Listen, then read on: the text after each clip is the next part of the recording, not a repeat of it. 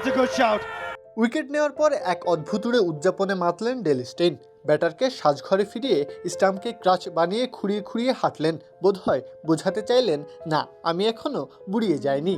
ভেতরে সত্তা যে আজও যে কোনো ব্যাটারকে গুড়িয়ে দিতে পারে এক লহমায়।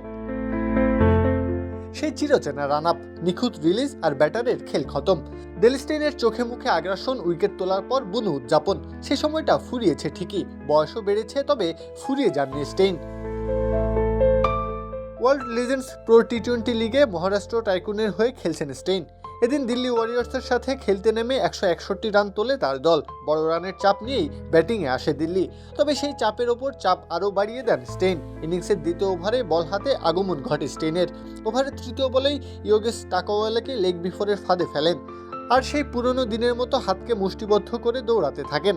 তবে এরপর যা করলেন তা সবাইকেই অবাক করে দিয়েছে। কি বুকে বাংলাদেশ আর হাতে বিদেশি?